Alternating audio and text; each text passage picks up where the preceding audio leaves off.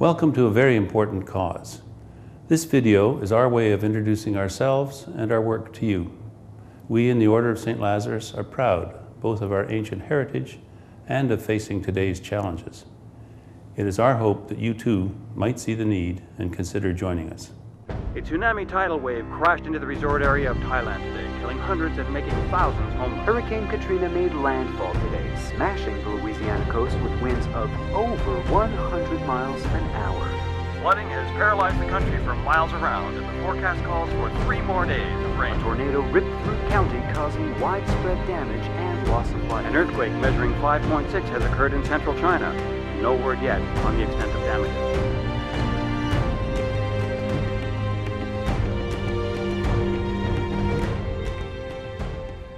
What the world has always needed is help for the helpless. What the world has always needed and needs today, more than ever, is for individuals to band together and show courage in action.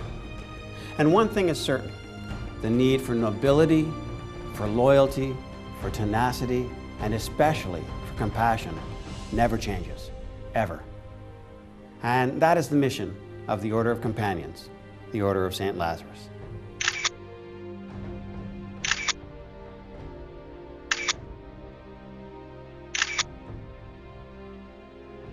Palliative care, or the care of the terminally ill and dying, is a growing concern throughout Canada, as it is in every developed society.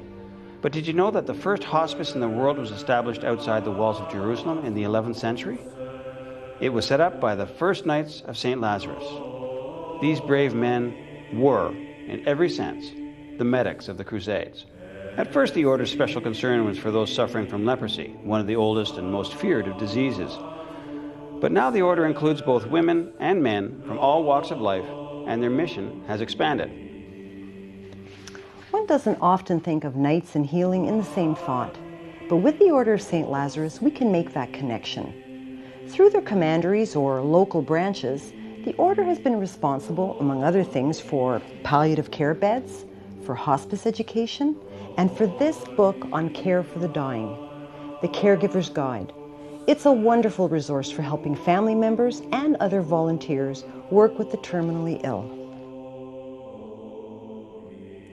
These medieval medics, these leper knights, looked around for a name that would fit their work with the sick and the dying, and they chose the name St. Lazarus. Now a certain man was ill, Lazarus of Bethany, the village of Mary and her sister Martha. So the sisters sent a message to Jesus. "Lord," they said, "he whom you love is ill." He was the friend of Jesus, Jesus' best friend, according to some. Lazarus was the one who was said to have been raised by Jesus from the dead. It's the only place in the Bible where it says that Jesus actually weeps when his friend dies. So the way I see it, what's important to the Order is a lesson they learned centuries ago. That lesson, that wherever there is need or suffering, there should always be companionship and hope. Now, the Order of St. Lazarus is a non-profit federal institution with fully accredited charitable status. It was reborn actually, in Canada in 1962. That year, the Honourable Kay Keeler Mackay, the Lieutenant Governor of Ontario, arranged for 20 people to be invested.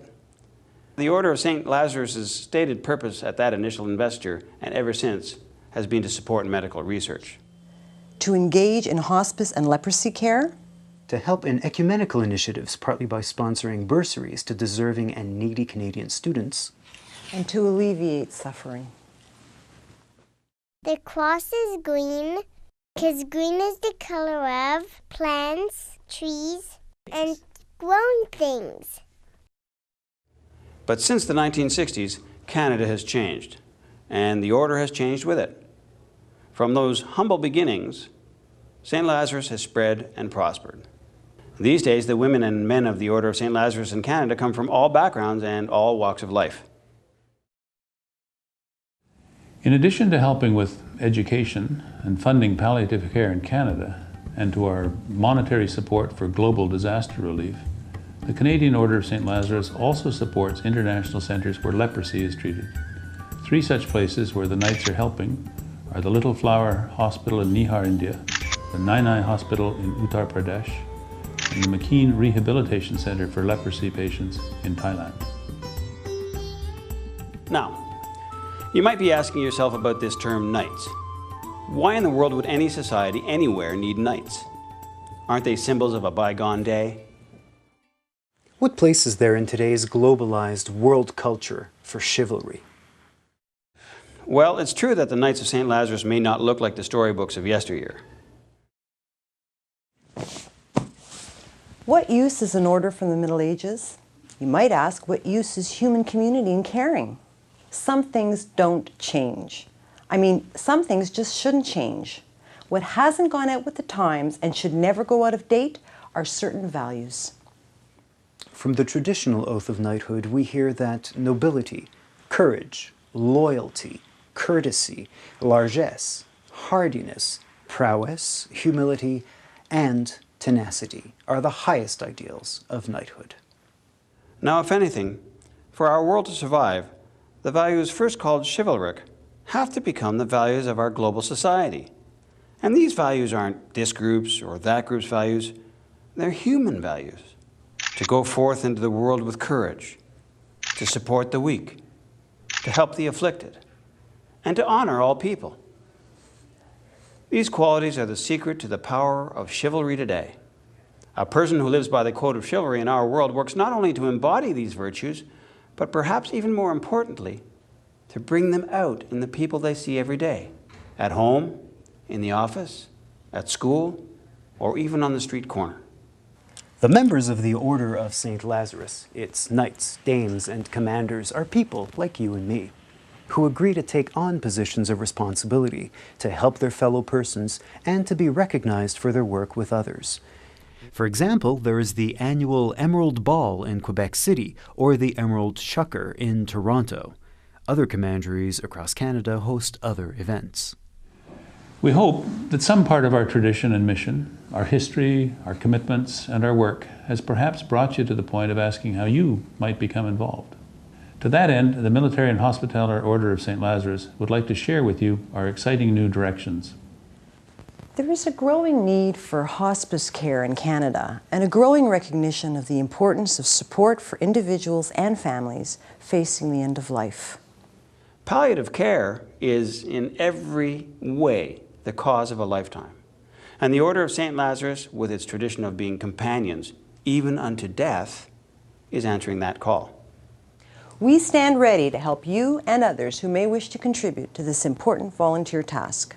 So, you may be asking yourself how you can find out more about the Order, perhaps with the option of becoming a palliative care volunteer, or perhaps also a member of the Order itself. You may be interested in finding out more about how to contribute financially to our palliative care, disaster relief, or other efforts.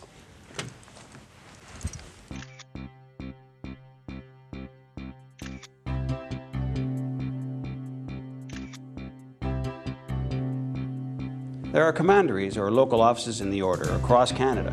Members can be found in Atlantic Canada, in Quebec, in Ontario, across the Prairie provinces, and in British Columbia. Wherever you are, someone from the Order of Saint-Lazare will be happy to talk to you about sharing in this exciting work. Contact us for more information. We welcome you to our cause. Join us in the greatest fight of life, the fight for dignity, for caring, and for companionship.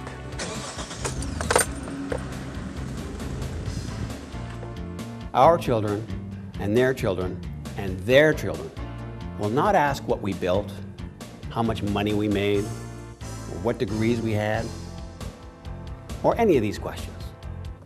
The most important question our children and their children and their children will ask, did they care? And what will our answer be?